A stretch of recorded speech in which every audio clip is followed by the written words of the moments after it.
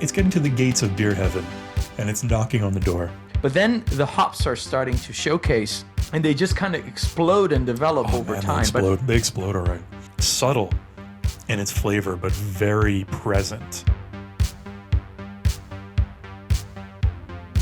Welcome back to Beer Brackets, everybody. Today's a very special review. This is a beer that Alessandro has been telling me about and selling me on for a long time, for a couple of years now. He's been telling me, like, this is just a beer you have to try. This is an epic beer. This is a beer of proportions that you can't even imagine, with significance that you can't even imagine.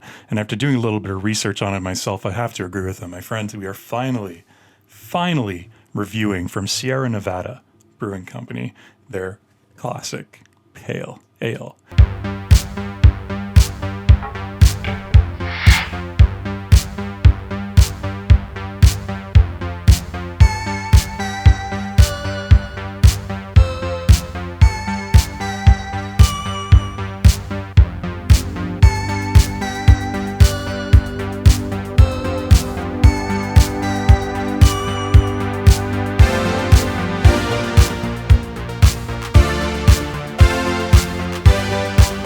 This beer is significant for so many reasons. We're not going to touch on all of them in the review. We'll give you a good enough background, but we're going to have an amazing Inside the Brackets episode coming up that you should all keep an eye out for. But for now, my friend, what do people need to know? If they need to know why Sierra Nevada, specifically the pale ale, is significant in the beer world, what would you tell them? Well, that's a great question. It is. First of all, I would definitely tell them that Sierra Nevada Brewing Company was started in 1980. One of the important things to mention is that it was one of the first craft breweries. Isn't that amazing? That really started all that movement that came after. Yeah, they started the craft beer movement in some ways. Pretty much, yeah, exactly. Another thing is that, like, they brought the attention to pale ales that then eventually evolved into India Pale Ale and so on. So, like, they were kind of like one of the first one that really brought the attention back to that style that wasn't at the time, like, it was mostly, lagers, massively produced lager, let's say. Exactly. And so they make use of Cascade hops, right? And they're not necessarily the first on record to make use of Cascade, but they're one of the first to sort of popularize it, right? Especially in the craft beer market. Absolutely. And they take great pride in mentioning that they use, like, whole cones. And like it mentions here on their bottle, like I have the bottle here, it says purest ingredients, and it says finest quality. It does say finest quality right there. Yeah, which is something that they've always put a lot of attention on, using the best ingredients possible and never compromising quality. So if necessary, dumping beer that wasn't up to standard if necessary, which is something that I think it's important. If you want to make sure you come through, you got to have good quality beer. And they definitely have done that. It's pretty amazing. There's so much to say about this beer, and we're not going to go into it too much in the review. So keep an eye open for that Inside the Brackets, because there's so many stories to tell. Another thing, there's so many cool things about this beer, not to go on forever, but it is, of course, bottle conditioned. And in this case, can conditioned as well. And to be honest with you, man, I haven't seen that term can conditioned in a long time. Like, that's a rare thing. That's really unique. It really is. And that's another thing that again sets them apart, because they, for the first time, are rediscovering a technique that obviously has been used for many, many years before them. So making sure that, the beer has this very foamy head, but also, like, it prevents the beer itself from, aging, for the fact that, like, the yeast itself, like, eats the oxygen. So there's a lot of good things by bottle conditioning the beer. And, like, they, again, like, brought it back to light before anyone else, like, at the time in the craft beer world that had thought about it. They did. I'm honored to be in the presence of such a pioneering beer, my friend. It's a legend. The original, one of the original. Beer pioneer and legend. That's a good titles to have if you're a beer, I think. It's a beer trailblazer.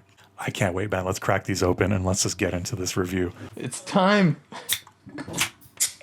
I cannot wait. In it goes. Oh, wow. Yeah, look at that. Look at that head. Yeah, that's definitely bottle or can conditioned. Yeah, just the level of carbonation on it, pouring it out, is incredible. And you can see all the bubbles going nuts in there. There's just a really beautiful amount. This beer is just alive. And that color, just that beautiful golden, deep, dark, solid color there is just That's okay. Let's get right into this, man. Aroma, cheers. Aroma, cheers to you, my friend. Let me know what you think. Oh, wow. Yeah, that's really nice. Wow. See, like one of the things that first like made me love this beer, and maybe it's because like when I first came here to the U.S., there was a lot of IPAs available, and which was fun to try, like to see. But one of the things that I liked immediately about this beer is the balance that it has. You have those malty notes, like biscuity, Yeah, absolutely. kind of, but it has the hops that are coming across, not in a potent way, like very balanced, very delicate. It's almost really like smelling like fresh hops, Yeah. but it's not overshadowing the malt. I don't know. I just love that. So for me, this is a 3-on-3. Like for as far as like how nicely this is done. Like it's just so inviting into the glass. What do you think, my friend? This aroma is fascinating. It keeps evolving. Every time I stick my nose in here, my rather ample nose into this glass, I think I get something different. It's constantly changing. When it comes to pale ales, I'm sort of like preconditioned to expect either like a really intense hoppiness on the aroma or a really intense maltiness on the aroma. But this is like, there's fruity, like almost like grapefruit. Like grapefruit is really, really strong on this. Sometimes I'll stick my nose in and I'll get like a really hoppy aroma. Then I'll go in again and it's really strong with the grapefruit. I mean, it's fascinating. Like you said, it's almost like smelling the hop directly. Like those Cascade hops, you're used to Cascade hops giving a sort of a fruity characteristic to a beer. But wow, it's really like sniffing a grapefruit, like a freshly squeezed grapefruit. But there's enough of a maltiness there as well, of like a breadiness, like you said, biscuity to balance that out. I can't wait to go in and taste now, and that's always a sign of a 3-on-3 aroma. So it's a 3-on-3 for me to start off. Yes. Cheers, buddy. Let's go in for the taste. Cheers, my friend. Oh, yes. Oh, wow. Dude, this is blowing my mind. This is not what I expected. Oh yeah, I told you this is quite the beer. It's an experience. Oh my God. This is unique. This is very unique, yeah. I need to process this. I need to think about it. Will you please start? Let me know what's your score for the taste.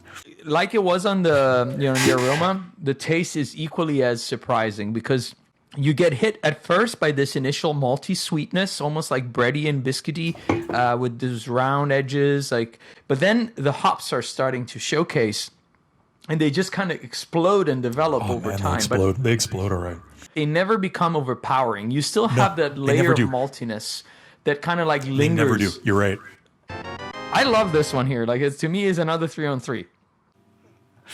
I did not expect this at all. When you say pale ale, I just expect something that's really malt heavy and really hop heavy. Yeah. There's this whole like cornucopia of it's a beer cornucopia, my friend. This is exactly what this is, of just different tastes and just unbelievable sensations that come out of this. And I love how it showcases it's a very unique character of hop, like the Cascade, like we say. It's just like it's really showcasing that in a very gentle and subtle and beautiful way. You know what's amazing about this beer, and this is going to factor into my final score in the taste here? I'm so used to when you're tasting hops, especially in mass manufactured beers, the hops being a little kind of synthetic almost in the way that the flavor is just very potent. Yes. Right? Almost like it's concentrated. This, like you said, it's kind of like just eating like a raw hop. Like it's natural. You can almost taste that it's like right off the vine. Subtle in its flavor, but very present and very detectable. I even get like a little bit of sweetness in there, like a little bit of toffee almost. Yeah. Something that maybe could be like a honey. That's a good with a little bit of maltiness, a little bit of floral elements. This is a 3-on-3 if I ever tasted one for taste. Through 2 categories, my friend. It's a perfect beer so far. But now we get into the mouthfeel. You know what we got to do for that, buddy? That's a little refresher. Beer bracket tradition. Oh, it's such a great tradition. Since 2020. EST 2020. Oh, I can't get over the taste of this beer. It's fantastic. I thought the aroma was a 3-on-3. That taste is a strong 3-on-3. Yeah, right? Isn't it? Oh my God, would I ever love to try this beer on tap? I can't even imagine what this would be like. I'll tell you, my friend, I actually haven't had that pleasure yet. I've always had it in a bottle. I've tried it in a can next too. beer bracket get together. There you go. Yeah.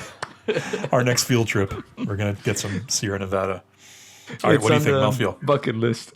Yeah, it's a bucket list. It's a beer bucket list item for sure. Your bucket list item, exactly. The first element that comes to mind is that incredible carbonation. I mean, you can tell that it's bottle conditioned or can conditioned. The bubbles of how fine they are and how gentle and how caressing they are on the palate is really just classic of that type of and it just works beautifully. You have all those elements playing, like the sweetness of the malt, the breadiness. You have the hops, Yeah. obviously. They're kind of all being elevated by this carbonation. And we've talked many times about that oiliness, stickiness that sometimes lingers. There's Yeah. none there. So this carbonation, this mouthfeel is just delicious. I'm going still with the 3-on-3, my friend here. I don't know if it's just tonight, but I feel like it's a solid mouthfeel here for me. So once you give your mouthfeel score, we're officially halfway through the review. You're right. You're right. And so far, it's still a perfect beer. But unfortunately, I think I'm going to have to break that perfect beer streak a little early, my friend. I think it's And that's fine. The mouthfeel is fantastic. Like you said, there's no oily stickiness that kind of lingers. Let me do a little bit of a refresher here before I officially give my final score. Just a second. It's always allowed and encouraged. Yeah, you know what? The only thing I would say is that for a beer that is bottle or can fermented, I would like a little bit more of like a strong carbonation hit, like something with a little bit more bite, a little sharper to complement the pale ale characteristics, the hoppiness, the floral elements that are there. I think I'm going to go with a 2.5. I think it's Pretty high score. fantastic, but there's something where I'm just like, I wish there was something a little bit more than just approaching perfect, but there's just something in me where it's like I could use a little bit more on the mouthfeel to complement all the other characteristics. I'm sorry to burst the perfect beer bubble. It's so early. Perfectly fine. Perfectly fine. It's still 2.5 is still a fantastic score, but moving on to the great score. It's a great score. Oh my god. So moving on to the finish. What do you think? So the finish. I think like it's this beer is incredibly complex for many reasons, like on the Very. aroma, on the palate.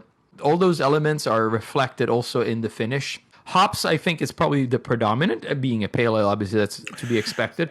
But what I Yeah. like is that it even showcases a little bit of like that sweetness, like you said, like that honey, in between honey and biscuity. So like kind of like a honey Like a honey cookie biscuit. of some sort, like. But it's very pleasant. What I like also is that it kind of like it's a clean finish, so it doesn't linger for too long, so it makes it very sessionable. Very, yeah. And this is for me where like I'll just put the little like little point there, like where like Little beer I asterisk. wish it had like a little surprise, and maybe it's because like the beer we've tried like recently like a beer have all been surprise. like very we've been spoiled maybe with We've been very with spoiled. some We've tried the world's best beers. Man, we've been on a beer journey for like almost 2 years right now, and we've been sampling the world's best beers from near and afar, and we are so spoiled. We are so We are. spoiled. And it actually, one thing, what's interesting is that I think it takes a lot more to get a score of 3 now than it did for us a year and a half ago. Now that we've tried so many other beers and dissected them in this way, we're becoming more experienced beer barometers. I think so too. It's like a next level. Yeah, and when you try the best of the best of the best, the most mind-blowing beers, your standards are just raised a little. Where does it land for you? I think a 2.5 on the finish is where I would put it. I Okay. really like it, but I think that it's just like, that there's that element missing to bring it up to a 3. What do you think, my friend? I agree with you 100%, and you read my mind when you said you were looking or hoping for like a little bit of a surprise. Like when we had the Trooper, the Robinson's Trooper, or the Old Speckled Hen, like these British ales. I think what I love about a lot of them, and of course, that's the whole pale ale category can just, goes hand in hand with the British ales. I think what I love about a lot of those British ales is that there's surprises on, especially the taste or the finish. There's a fruitiness, or there's something that sort of jumps out at you that wasn't there in the aroma or in the taste necessarily. I think if this had some kind of surprise at the end, some kind of other element that just popped out on the finish, it would just put it like a cherry on the top of the sundae of this beer. Everything's kind of predictable on the finish. It's like what you get off the taste, which isn't a bad thing. I think there's just like, there could be something else to sort of elevate it a little bit. So I think I'm going to go with a 2.5 as well. I think that's a fair score for the finish. But now we come down to the overall experience, my friend. What do you give Sierra Nevada Pale Ale? Where all the intangibles come into play. Exactly. You know what? It's quickly becoming one of my, not necessarily favorite categories, but one that I look the most forward to, because It's one of the funnest review categories, right? Because anything can happen. It can go anywhere. It can go anywhere. It can go anywhere. But like you say, all those intangible come into play. I think what I like about what we do is that we're not shy about telling about those intangibles. And I think that's important because, they are there. So we might as well talk about it, right? Exactly. Obviously, like I've rated it like pretty high all the way through. I think for me here, one of the elements is that like this is to me one of the first beers coming here to the US that kind of shaped and set a standard for certain for the style, like and for also the quality of the hops. So that mixed with how like the experience throughout is very enjoyable, and I would add also this is a type of beer that is incredibly sessionable. So you can have a few of these, and they're just like very drinkable. So it's this mixture to me makes this beer deserve a 3 on 3. What do you think, my friend? Yeah, that makes sense. I love what you said about it being sessionable. I can't think of another pale ale that I could maybe have more than 2 of. But this one, I think I could have 3, maybe 4 over the course of a night. I don't think it would fatigue your palate in that sense. Exactly. I think as an overall beer experience, I really, really enjoy this. It's very unique as a pale ale. This might be my favorite pale ale that I've ever had. So I think I'm going to stick with the 2.5 as an overall beer experience. Is it a 3 on 3 beer experience where it's like blowing me away, where it's almost like a religious experience where I'm elevating up to the beer gods and touching the beer gods and giving them a little kiss on the forehead? Is that happening? Not exactly. It's approaching. It's getting to the gates of beer heaven, and it's knocking on the door, saying, "Hello, let me in." But it's not quite. It's not quite getting in.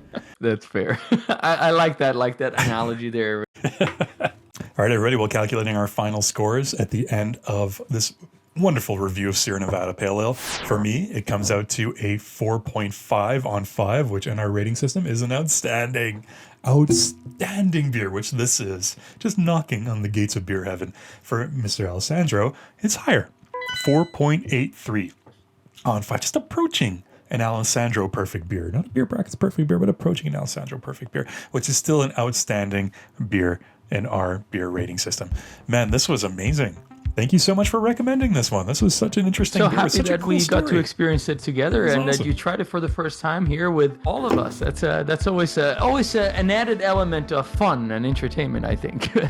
Always is. Everybody let us know down below, what do you think of Sierra Nevada Pale Ale? Are there any of the other Sierra Nevada beers that you'd like us to try one day and review? For now, this is the only one that I can get up in Canada, but who knows? We work our beer magic. We make things happen.